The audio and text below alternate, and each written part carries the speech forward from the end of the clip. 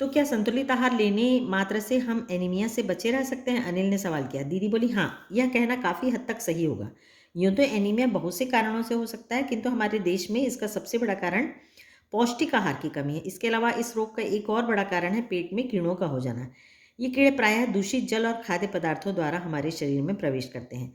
तो सबसे major reason, जो मेजर कारण होता है, वो पौष्टिक आहार की कमी के कारण ही एनीमिया होता है। लेकिन इसके साथ-साथ और भी बहुत से कारण होते हैं जिसके कारण एनीमिया हो सकता है। तो उसका एक और कारण है कि पेट में कीड़ों का हो जाना। तो कीड़े कहाँ से पहुँच जाते हैं शरीर में? जब हम गंदा पानी पी लेते हैं या गंदे हाथों से खाना खाते हैं, तो उसके कारण हमारे शरीर में जर्म्स जाते हैं जो कीड़े बन जाते हैं। अतः इनसे बचने के लिए आवश्यक है कि हम पूरी सफाई से बनाए गए खाद्य पदार्थ ही ग्रहण करें। तो इसके लिए ज़रूरी है कि आप बहुत हाइजीन तरीके से खाना खाएँ, हाथों को साफ़ करें और साथ में ऐसी जगह का खाना खाएँ, घर में साफ़-सफ़ाई से खाना बने, तो आप इन बीमारियों से बचे रह सकते हैं। भोजन करने से पूर्व अच्छी तरह से हाथ धो लें और साफ़ पानी ही पिएँ। और हाँ अनिल, एक किस्म के कीड़े भी हैं जिनके अंडे ज़मीन की ऊपरी सतह में पाए जाते हैं। इन अंडों से उत्पन्न हुए लार्वे त्वचा के रास्ते में शरीर में प्रवेश कर आंतों में अपना घर बना लेते हैं। इनसे बचने का सहज उपाय है कि हम नंगे पैर ना घूमें और उचित प्रयोग करें। तो इससे बच हम कैसे सकते हैं?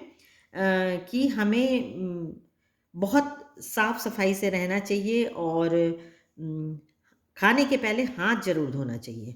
और एक तरह के ऐसे कीड़े भी होते हैं जिनके अंडे ज़मीन की ऊपरी सतह पे पाए जाते हैं, तो वो हमारे शरीर में प्रवेश कर जाते हैं। तो इसके लिए हमें साफ-सफाई का बहुत ध्यान देने की ज़रूरत होती है। दीदी, यह तो आपने बहुत ही महत्वपूर्ण बात बताई, अनिल बोला। वह पल भर सोच में डूबा रहा, फिर बोला, आपने बताया था कि रक्त में सफ़ेद कण और बिंबाणु, प्लेटलेट कण भी होते हैं, शरीर में उनका क्या काम है? तो चलिए, लाल रक्त कण के बारे में तो हमको पता लग गया कि ऑक्सीजन पूरे ब्लड को बॉडी पार्ट्स को सप्लाई करता है। लेकिन सफ़ेद रक्त कण और बिंबाणु या प्लेटलेट का क्या काम होता है? तो डॉक्टर दीदी क्या बताती हैं? दीदी बोली, सफ़ेद कण वास्तव में हमारे शरीर के वीर सिपाही हैं। जब रोगाणु शरीर पर धावा बोलने की कोशिश करते हैं तो सफ़ेद कण उनसे डटकर मुकाबला करते हैं और जहाँ तक संभव हो पाता है रोगाणुओं को भीतर नहीं घर करने देते। बस संक्षेप में ये मान लें कि बहुत से रोगों से हमारी रक्षा करते हैं। और बिंबाणुओं का काम है चोट लगने पर रक्त जमाव क्रिया में मदद करना।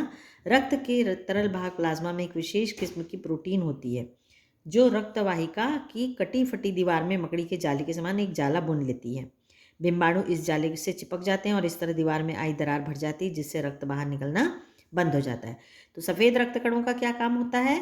जब कभी हमारा शरीर बीमार पड़ता है तो हम दो प्रकार के कीटाणु होते हैं। एक तो जो होता है बाहर से आता है, तो वो हमारे शरीर में अटैक करने की कोशिश करता है, और जो हमारे सफ़ेद रक्त कण हैं वो क्या करते हैं, उनसे हमारे शरीर को बचाते हैं।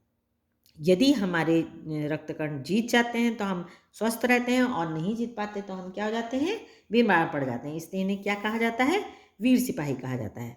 और प्लेटलेट का काम क्या रहता है बीमाणुओं का? जब कभी हमारे शरीर में चोट लग जाती है तो क्या होता है, ब्लड निकलने लगता है। और आप देखे होंगे कभी ब्लड निकलता है और उसके बाद धीरे धीरे धीरे धीरे वो जमने लगता है, ब्राउन सा पोर्शन आ जाता है एक, और वो अम, ठीक हो जाता है। तो ये कौन करता है, ये किसका काम होता है? प्लाज़्मा का काम होता है। और प्लाज़्मा क्या होता है? एक प्रकार का प्रोटीन होता है। जब कभी हमारी नस जो है कट-फट जाती है और उसमें ब्लड निकलने लगता है, तो ये जो प्लाज़्मा होता है कटी-फटी मकड़ी के जाले के समान जाला बुन जाता है और जो प्लेटलेट होते हैं इसमें चिपक जाते हैं। और इस तरह जो हमारे शरीर में डैमेज हुआ रहता है या चोट आई रहती है वो धीरे-धीरे भर जाती है और ब्लड निकलना बंद हो जाता है। तो आपने देखा कि तीनों चीज़ों का क्या काम होता है। लाल रक्त कण हमारे शरीर में ऑक्सीजन सप्लाई करते हैं जिससे हमारे एनीमिया से बचे रह सकते हैं। और जो वाइट ब्लड सेल या सफ़ेद रक्त कण होते हैं वो हमको रोग से बचाते हैं। और जो प्लेटलेट होती है वो हमारे शरीर में यदि कभी कोई चोट लग जाती है तो खून को रोकने का या खून को जमाने का, ब्लड को रोकने का काम करता है।